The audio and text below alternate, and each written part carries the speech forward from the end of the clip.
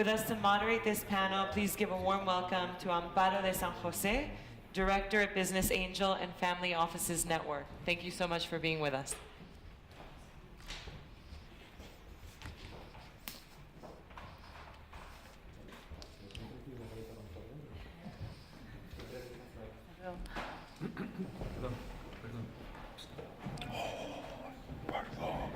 Creo que somos muy poquitos. Si alguien quiere acercarse, y si no hay alguien que... ¿Hablamos en inglés o en español? ¿Alguien tiene una strong preference? ¿No? Pues como hablamos de Latinoamérica, vamos, y si no hay ningún brasileño, vamos a hacerlo en español. Si queréis ir pasando ellos, pues no tengo un briefing de vosotros para presentaros. No hay problema, ¿no? ¿Hacemos en español? ¿Hacemos en español? Sí. Bueno, pues muchas gracias a todos, a los asistentes, a los selectos asistentes y a la organización del South Summit por dejarnos un hueco para hablar de Open Innovation y de América Latina conjuntamente. Y tenemos tres panelistas que creo que además están en diferentes países de América Latina y nos pueden explicar un poco cuál es su experiencia allí, cuáles son las mejores prácticas, cuáles son las tendencias. Y si queréis, Juliana, Patricio, por donde queráis. Nos contáis un poquito qué hacéis y cuál es vuestra experiencia en el campo. Hola, me llamo Juliana Graizar, soy experta internacional en creación de redes de Business Angels y fondo de inversión.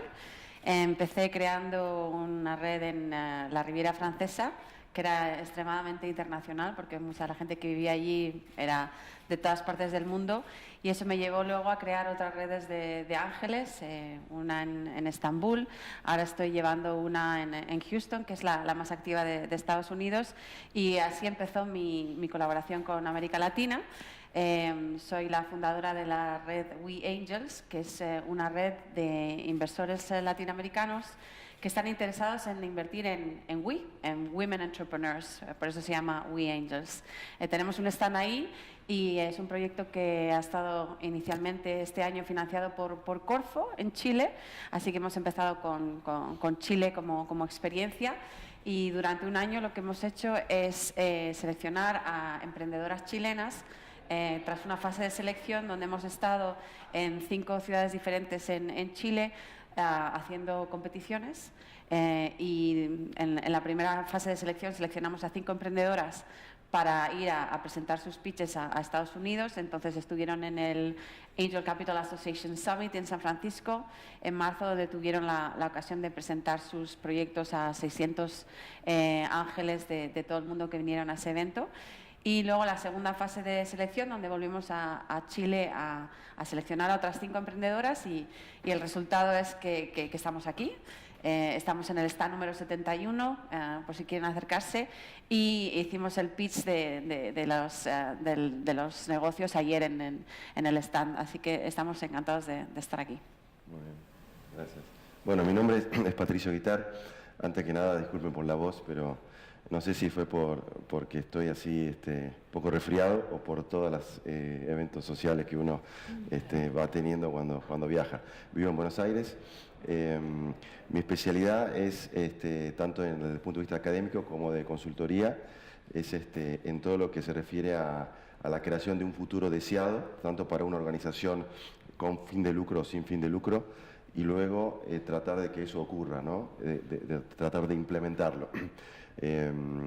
Y eso lo desarrollo a través de una consultora a la cual dirijo, que integra la parte de consultoría con la parte de builder, que serían inversiones en empresas ya sea emprendedoras o que están en los siguientes estadios y que tienen la necesidad de crecer y pegar el siguiente salto, ¿no? Que por diferentes motivos se han estancado. Y del lado académico, técnicamente investigo lo que son modelos de negocio. Hoy se habla mucho también de innovación abierta, entonces tengo investigaciones digamos, de varios países de Latinoamérica sobre cómo compañías ya establecidas, medianas a grandes, están transformando su modelo de negocio, cómo lo están haciendo, que es una tarea bastante compleja, cómo están mirando a emprendedores que lanzan nuevos modelos de negocio como puros, ¿no? Desde un principio. y también cómo se instaura un modelo de gestión de la innovación de manera continua para poder chequear el modelo de negocio y sostener a la innovación, ¿no? Bueno, es un poco mi background. Incorporo además de lo que serían emprendedores en la parte abierta de la innovación, incorporo además al cliente, al consumidor, ¿no? Como un principal input, ¿no? Entonces, trabajamos con esos dos pilares. Estoy basado en Buenos Aires, viajo poco por toda Latinoamérica, trabajando con emprendedores, asesorando empresas, y también en el estado de la Florida, en Miami. Gracias. Mi nombre es Leticia Cabral, soy mexicana, llevo más de 25 años fuera de México, sin embargo estoy muy ligada y sigo muy ligada con mi país. Pero bueno, he trabajado durante muchos años en la parte de inversión estratégica y en consultoría a nivel estratégico. Perdón. He trabajado en consultoría estratégica y dirección estratégica, no solo para empresas mexicanas, sino empresas multinacionales. He vivido en diferentes países, en Asia, en Europa, en Estados Unidos y en Latinoamérica. Como tal, como dirección estratégica, he desarrollado tanto estrategias, he implementado estrategias, planes de negocios, estrategias de comercialización, de financiamiento para empresas en todos los sectores, en una gran variedad de sectores: telecomunicaciones, utilities, retail, aeroespacial, automotriz, etcétera, y para gran diversidad de clientes en estas áreas. En los últimos años he reenfocado mi carrera. También tuve la experiencia pude abrir mi propio negocio aquí en Madrid y pude conocer lo que es realmente el mundo de el cómo ser un emprendedor. Pasé del corporate a ser emprendedor, me llegó la oportunidad, decidí probarla y es todo un reto, pero me ha enseñado muchísimo sobre lo que realmente, o los retos a los que se enfrenta un emprendedor, lo que implica realmente ser emprendedor. Con esa experiencia, con experiencia también en la academia, en donde también he trabajado, decidí reenfocar mi carrera en los últimos años y me he dedicado entonces a lo que es básicamente asesoría y mentorías a emprendedores con innovación y recientemente emprendedores sociales, emprendimiento social. Estoy trabajando actualmente en un programa con el gobierno, un programa financiado por el gobierno inglés, es el Newton Fund. Está administrado este fondo por la Real Academia de Ingeniería y administrado, o los que dan el curso o preparan este curso, es Oxentia, que es el brazo de consultoría de la Universidad de Oxford.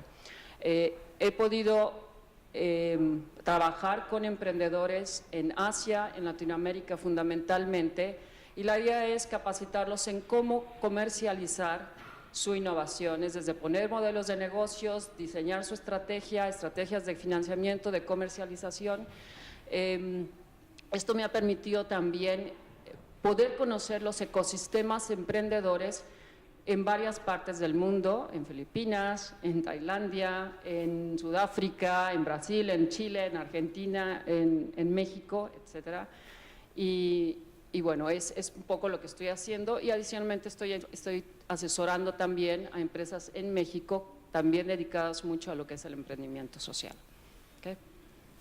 Muchas gracias, Leticia. Voy a hacer muy brevemente explicar lo que hago en mi día a día. Yo soy la responsable de la red de Business Angels de IES. IES es una escuela de negocios en la que tenemos una red desde hace casi 15 años, el año que viene hará 15 años, y tenemos un conjunto de participadas que son casi 180, unas 177 ahora mismo, más de 35 millones invertidos de nuestros miembros de la red y casi el doble invertido por otros inversores, fondos de capital riesgo, otros miembros de la red. Parece que en las redes de Business Angels estamos como al final de todo el embudo de emprendimiento, pero bueno, eso nos da la libertad, en mi caso, de hacer muchas cosas que tienen que ver con esta parte final. Personalmente me gusta la investigación y estar alrededor de ese entorno pues me permite hacer investigación, casos, papers sobre financiación a startups, sobre temas relacionados. También me permite trabajar en el ámbito que quiera. En este sentido, uno de mis favoritos, porque he pasado tiempo en el BID y en Washington y haciendo consultoría para la Unión Europea, me permite trabajar con América Latina, con los distintos ecosistemas. Ahora, el último bebé de los proyectos que tenemos es una iniciativa apoyada por la Comisión Europea que se llama Startup Europe Latam Assembly, que está a puntito de lanzarse, de hacerse público, y donde intentamos colaborar más con América Latina, volver a elevar el perfil de innovación y de emprendimiento en América Latina, que parece que ha habido otras regiones que han corrido más y ya no es... ya no parece que sea como tremendamente cool, pero en realidad toda la región de América Latina comparte muchos de los retos que hay en Europa relacionados con la agenda digital, el mercado único digital, etcétera, etcétera, ¿no? Entonces, bueno, por mi parte creo que eso es casi todo ya. La primera pregunta sería, ¿qué tiene de especial América Latina en cuanto a innovación abierta? ¿Qué podemos destacar? ¿Qué le hace diferente? Y en cada uno de los países, de los ecosistemas nacionales, ¿qué podemos aprender de ellos o qué podemos trabajar conjuntamente? No sé si queréis. ¿Empiezo?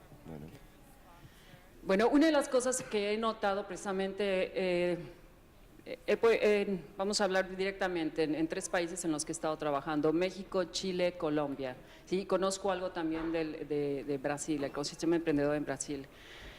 Si hay algo en común, aunque pueda haber ligeras diferencias, algo que he podido apreciar es que, primero que nada, ¿de dónde provienen estas empresas de innovación?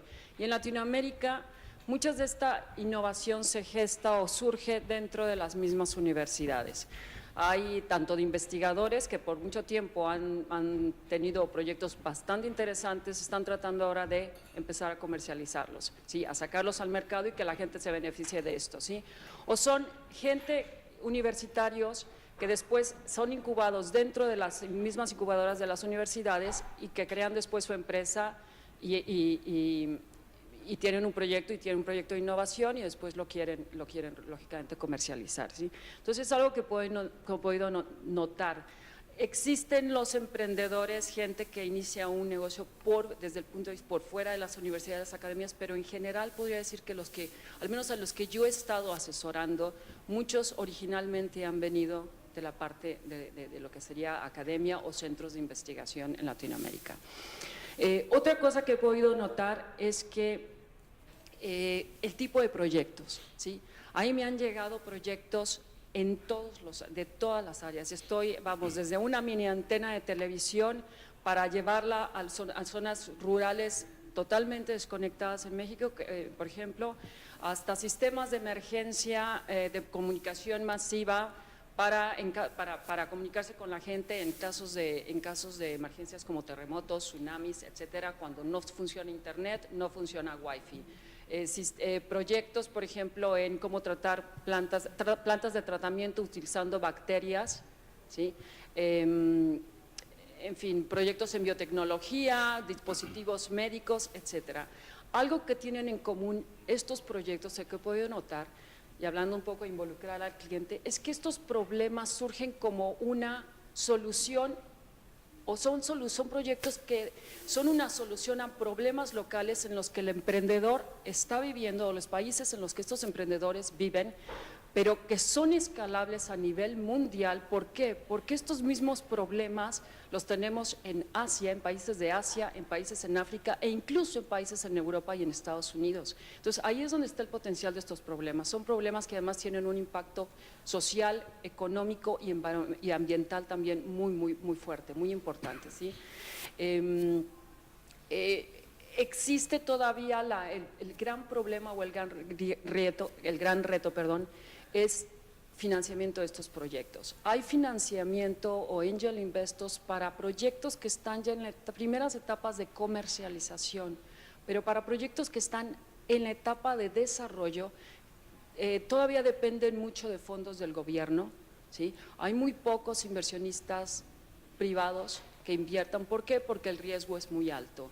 Entonces el gran reto es de dónde saco los fondos para poder llevar una idea hasta un producto y poderlo lanzar al mercado. Hay varias etapas y todas estas etapas, dependiendo de la industria, pues son más o menos complicados y requieren más o menos financiamiento, ¿sí? Entonces lo que están tratando de hacer es más que nada acercarse, empieza a haber un acercamiento más que nada con la iniciativa privada para tener acceso a lo que sería in-kind support. apoyo en especie, darles acceso a sus laboratorios, poder ayudarlos en las pruebas, por ejemplo, de mercado o pruebas industriales, etcétera. Entonces, podría seguir hablando, pero quiero también dar la palabra aquí a mis compañeros, ¿no? Puedo comentar algo de qué características tiene Latinoamérica, así 2 o 3, así como grandes ideas, fuerzas. Una es que Latinoamérica tiene tasas muy bajas de inversión en innovación sobre PBI, comparado con otros países, tiene bajísimo desarrollo de patentes, pero por otro lado, eso hace que la mayoría del ecosistema emprendedor y de innovación en las empresas apunte a innovar en modelos de negocios, a innovar en nuevas formas de relacionamiento con clientes, en nuevos canales de comercialización, que si bien no son patentables, tienen un valor muy importante también a nivel de innovación. No sé si por la baja inversión en innovación o no, pero se ha desarrollado de esa manera el ecosistema. Y el consumidor latino, igual que en otras partes del mundo, se ha vuelto muy exigente y quiere participar activamente en los procesos de innovación de las empresas. Pide que las empresas abran los procesos y que les dejen tocar y definir su propia experiencia. Eso nosotros lo empezamos a ver desde el año más o menos 2005, 2004. Se suma el movimiento emprendedor también, como el resto del mundo. El ecosistema en Latinoamérica de emprendedor está bastante desarrollado, bien atomizado, pero con bastante valor en diferentes países, ya sea en Chile, en Argentina, en Colombia, en México, en Brasil, que tiene varias zonas. Y eso hace que haya una ebullición de ideas, ¿no? de creatividad, que luego hay que llevarlas a que ocurra, ¿no? Que es otro tránsito, porque muchas de esas ideas, ¿no? fracasan o se dejan en los primeros años. Y después otra característica muy importante que sigue teniendo Latinoamérica es la base de la pirámide, ¿no? 60-65% de la población está por debajo de la base de la pirámide, perdón, en la base de la pirámide, con distintas categorías, pero se habla de 750 mil millones de dólares de un mercado anual, ¿no? Con lo cual es una gran oportunidad para trabajar desde el punto de vista de innovación. Muchos de los ecosistemas están trabajando hacia la parte de la base de la pirámide con un enfoque social, con lo cual se habla hoy que la inversión es social, económica y ambiental, no solamente el retorno que uno debería buscar es económico, ¿no? Esas son un poco las características que yo veo como de oportunidad para invertir en modelos digamos, de negocio, ¿no? Y el desafío que yo veo para abrir el modelo de negocio es que si una empresa está establecida, vemos digamos, el desarrollo de los modelos de negocio o la apertura de los modelos de negocio como una evolución, donde primero las empresas tienen un modelo de negocio indiferenciado, ya sea por commodity o no, pero que no han podido todavía definir algún atributo por los cuales el cliente se acerque a esta empresa y no a la competencia. Luego empiezan a trabajar el concepto de propuesta de valor, se empiezan a tratar de diferenciar. En una tercera fase empiezan a trabajar la gestión de la innovación internamente en la empresa, que es un tema lento, complejo, ¿no? Muchas veces el sistema de gestión de objetivos no está preparado. Y en una última fase, cuando ya está integrado el sistema de gestión de la innovación, lo abren, ¿no? Y acá, por ejemplo, el caso de Bankia me pareció muy interesante. No sé si han seguido esa evolución o no, pero lo que nosotros tratamos de investigar y de promover es tratar de achicar esas fases para pasar rápidamente de un modelo indiferenciado a poder abrirlo, ¿no? En emprendedores a veces es mucho más complejo, porque el emprendedor en esas primeras en su etapa inicial no suele abrir su modelo, ¿no? Porque la idea hay que probarla, hay que testearla, pero muchos de los emprendedores con los que trabajamos preguntan, bueno, ¿cómo podemos nosotros aplicar innovación abierta también, ¿no? Lo que nosotros les planteamos es que, bueno, ya de alguna manera lo están aplicando si están en algún ecosistema, ¿no? Si, por ejemplo, con lo que plantearon el equipo de Bankia, ¿no? Esas startups que están en ese ecosistema ya están haciendo innovación abierta. Lo que estaría bueno es después hacer como un peer-to-peer, ¿no? Entre emprendedores que se vayan nutriendo, ¿no? Así que, bueno, esas características es la que vemos en Latinoamérica como grandes oportunidades, ¿no? Bueno, yo completando un poco con la parte de financiación y que empezó Leticia, está claro que en Latinoamérica todavía hay muy pocos fondos de Venture Capital. La mayoría de los fondos se están creando ahora y muchos son con ayuda del gobierno, del Banco Interamericano de Desarrollo. Hay muy poca experiencia también en términos de ángeles, las redes son incipientes y entonces la mayoría de los ángeles que acaban de empezar tampoco están educados en la manera de invertir y piden condiciones que muchas veces son muy costosas para los emprendedores y que no dejan que las empresas se desarrollen y pueda haber una situación de win-win donde puedan florecer los dos. Está también el tema de los emprendedores que no están educados en recibir financiación. Están acostumbrados a conseguir su financiación del Estado, ya saben que tienen varios hitos y que como también en otros países europeos, yo soy española pero he trabajado mucho en Francia, esa parte del nurturing, ¿no?, que te da el Estado con tantas fases de financiación hace que no tengas ese sentido de urgencia, un poco lo que comentaste tú de enseguida intentar abrirte al mercado no solo local sino internacional, tener tus perspectivas en Estados Unidos, tener tu perspectiva en Europa y muchas veces como en países como Turquía que hay tanta tecnología es que ya no piensan ni en el mercado local, su modelo de negocio está basado en llegar a Estados Unidos y saben más del mercado de Estados Unidos y quién está financiando qué tipo de tecnologías allí que lo que hay en Latinoamérica. Yo mi experiencia en Chile personalmente he visto de las mejores innovaciones que hay en términos de patentes que vienen de universidades que resuelven realmente problemas a nivel mundial y de una manera en general muchísimo más inteligente que lo que puede haber en otros países más desarrollados, pero en ningún momento se baraja el acceso al mercado. Con todo este tipo de financiación pública que tienes, con varios hitos, a veces también me parece que las ideas malas tardan bastante en morir. Y hay emprendedores que pueden estar con una idea financiada durante 3-4 años tranquilamente y que esa idea todavía no haya tenido un test de mercado, pero que hayan podido seguir con esos fondos que tienen. Así que por esa parte el nurturing a veces me parece que no está tan bien porque no se filtran tanto los diferentes proyectos entre lo que puede ser un hit y lo que puede ser un flop, y luego también ese gap tremendo que hay entre la financiación temprana y ya la financiación VC y el hecho de que en general lo que veo es que no hay sentido de urgencia y nunca hay el aspecto ese internacional. Y cuando preguntas sobre el aspecto internacional de la innovación, que muchas veces la innovación es internacional, siempre está esa etapa de vamos a hacer la prueba de concepto, vamos a hacer la validación en Chile y para la validación vamos a tomar 1 o 2 años. Si quieres tener un unicornio no puedes esperar a que esa validación tarde 1 o 2 años en Chile, tienes que ya pensar en una perspectiva global o por lo menos latinoamericana de tu empresa.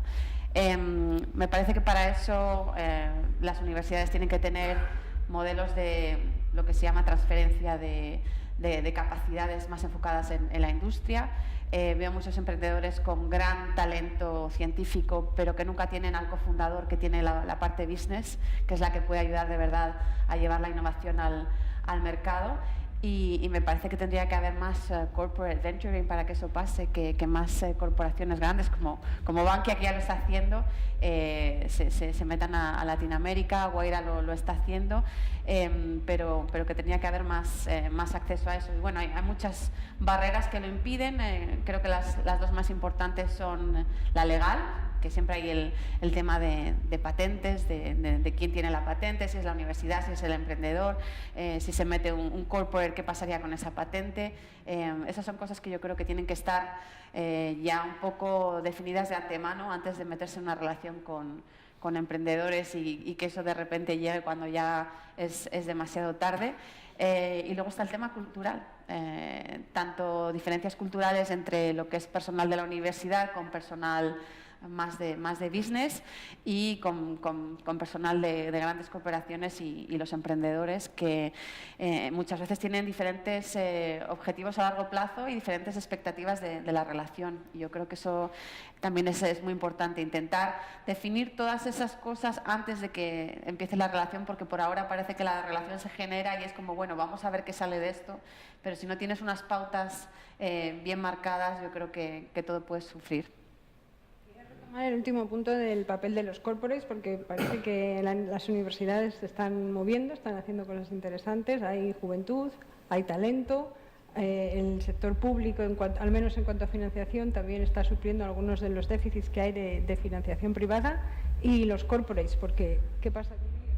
En otros entornos como aquí, ahora creo que en otros entornos, en España siempre nos hemos quejado de la dificultad de apoyar a los emprendedores en unos corporates que puedan ser empresas tractoras, que puedan ser clientes, donde los emprendedores puedan crecer, puedan colaborar con ellos.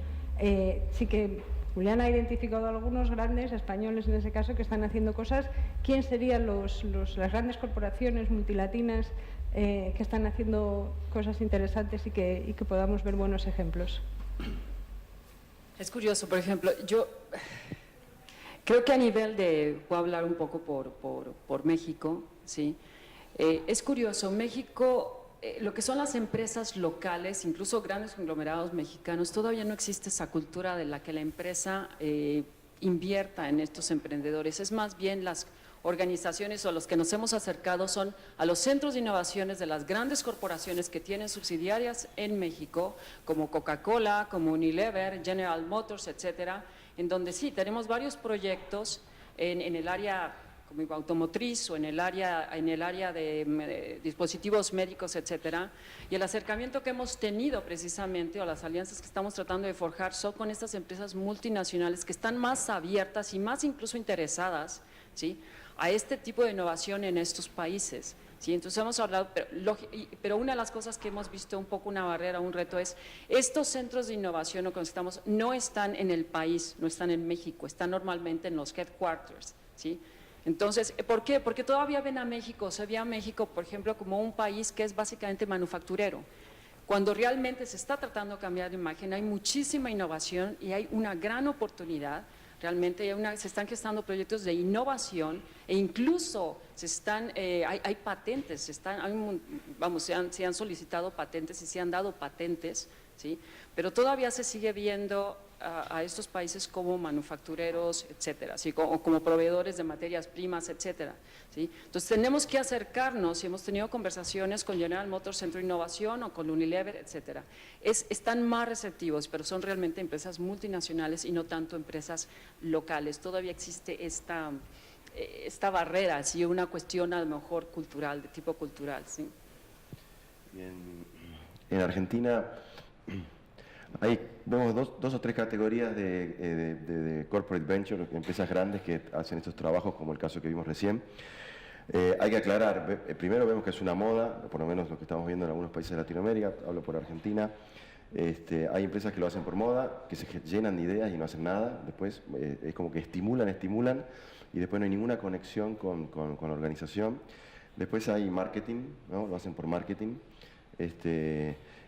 Como sienten que antes una persona llevaba un currículum o un resumen y ahora en vez de un currículum lleva un business plan, entonces como que se ha invertido un poco la relación. Y después hay otro grupo de empresas locales, las grandes, como comenta acá también en México, las multinacionales tienen ciertos desarrollos, pero hay empresas locales en banca, en agricultura, en farma, que tienen centros de innovación. Y en los mejores casos, ese centro de innovación está el rol del centro de innovación está muy alineado con la estrategia a largo plazo de la compañía. De hecho, la definición surge de qué quiere hacer la compañía a largo plazo y cómo uno de esos pilares estratégicos se encuadra y se va acomodando dentro del desarrollo de un centro de innovación. Donde miden creatividad, miden el estímulo de las ideas, miden las aceleradoras en sus diferentes estadios, pero también miden el impacto económico, social y ambiental que tienen esos proyectos, que hay que esperar un poco más, ¿no? No solamente miden la cantidad de empresas, sino también le agregan el impacto económico en primera instancia, porque son organizaciones con fin de lucro, y luego el impacto social y ambiental, ¿no? Y ahí hay un círculo virtuoso que se va dando, porque en esa misma competición los emprendedores quieren impactar más, ¿no? O sea que están muy alineados con la estrategia a largo plazo. Se habla de crecimiento, se habla de crecimiento económico, siempre, y todo tiene que estar relacionado con la mejora de la experiencia de ese cliente, ya sea en B2B o B2C, y de ahí se van enfocando como los capítulos a desarrollar donde los emprendedores empiezan a trabajar, ¿no? Y ahí sí hay exploración, pero hay como un marco de trabajo bien establecido, digamos, ¿no? Eso es lo que vemos. Claro, cuando uno ve el parque total de empresas, uno ve que no son tantos los casos, ¿no? O sea, que creemos que eso va a seguir en pequeña evolución. La transferencia que tú comentas también no es muy eficiente, digamos, es muy baja, y no porque no haya activos para transferir, sino que hay activos desde organismos públicos, desde facilidades para invertir, desde contenidos de capacitación, hay activos, pero que no llegan a los emprendedores. El emprendedor no sabe que están, los organismos públicos no los comunican, falta esa cultura, ¿no? Y falta ver otros modelos. Aquí en Europa hay muchos modelos que se han desarrollado muy bien y falta estudiarlos y copiarlos, ¿no? Porque no hay que inventar la rueda. O sea que yo creo que por lo menos ahí en Argentina está en esa fase, ¿no? Creo que ya no me queda tiempo, pero bueno, quería un poco cerrar con el tema ese de la diferencia entre marketing y estar en innovación abierta, porque tienes que estar, y el tema estratégico, ¿no? De tener una estrategia planeada a largo plazo de por qué estás en innovación abierta. A mí me gusta, bueno, aparte de las obvias que hemos hablado antes, de Bankia, de Wayra y de Magazine Luiza, que está en Brasil con mucho impacto en los temas de la innovación peer-to-peer. Y Village Capital, por ejemplo, está haciendo eso muy bien. NXTP Labs, que está en toda Latinoamérica, también me gusta mucho cómo están haciendo. Y son los corporates que se están añadiendo a esos sistemas, y me parece que esa combinación de corporates ayudando a innovación peer-to-peer gestionada por emprendedores de renombre en Latinoamérica, me gusta ese modelo mixto bastante. No sé si tenemos un minutito más para cerrar, ¿no? Bueno, pues, creo que iba a preguntar cómo podemos hacerlo, pero parece claro que hay razones. El título de la ponencia era ¿por qué? El panel era ¿por qué invertir en innovación abierta en América Latina? Entonces, ¿por qué? Creo que nos han dado varias razones. Faltaría saber un poquito el cómo. A lo mejor encontrándonos de vez en cuando en un evento de estos es útil, pero seguro que se pueden hacer más cosas y bueno, con todos los que están aquí, espero que podamos ir avanzando. Muchas gracias a los tres, Juliana, Patricio, Leticia, y bueno, pues por aquí estamos y cualquier cosa seguimos hablando. Gracias.